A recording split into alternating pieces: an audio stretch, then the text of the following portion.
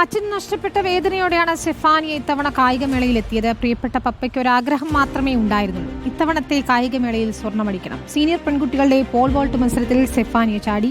അച്ഛന് നൽകിയ വാക്ക് പാലിച്ചതിന്റെ സന്തോഷത്തിലാണ് കൊച്ചുമി.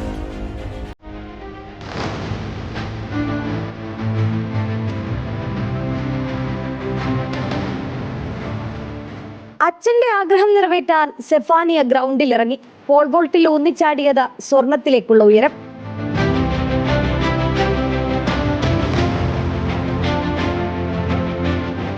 അച്ഛൻ മരിച്ച് 5 മാസമാകുന്നതേ ഉള്ളൂ.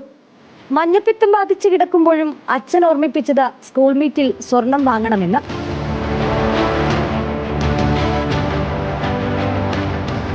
നല്ല കഷ്ടപ്പാടായിരുന്നു. കഴിഞ്ഞ വർഷത്തിനേക്കാളും കുറെ കഷ്ടപ്പെടുന്ന ഈ വർഷം. അപ്പോൾ എനിക്ക് അതിനുള്ള ഇത് കിട്ടിയതായിരിക്കും എന്ന് വിശ്വസിക്കുന്നു. എൻ്റെ അപ്പനും മത്സരമാണ് ഡെഡിക്കേറ്റ് ചെയ്യണത്. ഇപ്പോഴും ഗ്രൗണ്ടിലൊക്കെ വന്നിരിക്കും കാണാനൊക്കെ ആയിട്ട്.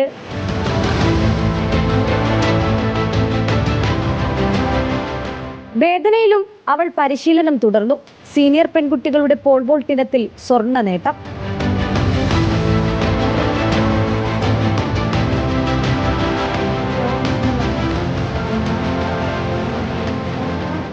അവളുടെ ടെൻഷൻ പറഞ്ഞ് 2-3 മാസമായിട്ട് അവളുടെ അച്ഛൻ മരിച്ചതിന്റെ ടെൻഷനുണ്ട്, പല സാമ്പത്തികമായിട്ടുള്ള ടെൻഷനുണ്ട്. നമ്മുടെ അച്ഛന് വേണ്ടിയാണ് ഇത് ചെയ്യണം. അപ്പൊ അവൾക്ക് ഒന്നുകൂടെ ആ ടെൻഷനിൽ നിന്ന് മാറി ഒന്ന് റെഡിയായി വന്നു. സ്പോർട്സിലേക്ക് കൈപിടിച്ചെത്തിച്ചത് അച്ഛനാണ്.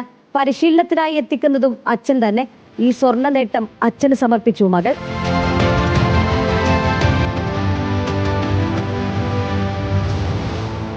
ഗ്രൗണ്ടിലൊക്കെ എപ്പോഴും ചെന്നിരിക്കും, എല്ലാതും കാണണമെന്നും അവളെ ഭയങ്കര സപ്പോർട്ടായിരുന്നു. ആളുടെ ഒരു വലിയ ആഗ്രഹമായിരുന്നു സ്പോർട്സിൽ 2 പേരും വേണം എന്നുള്ളത്. കായികമേളകൾ ഇങ്ങനെ കൂടിയാണ്. മെഡലുകൾക്കപ്പുറം സ്വർണ്ണ തിളക്കമുണ്ട് ചില വിജയങ്ങൾക്ക്. സെഫാനിയയുടെ നേട്ടത്തിന് പിന്നിലെ അച്ഛന്റെ കരുത്തുപോലെ.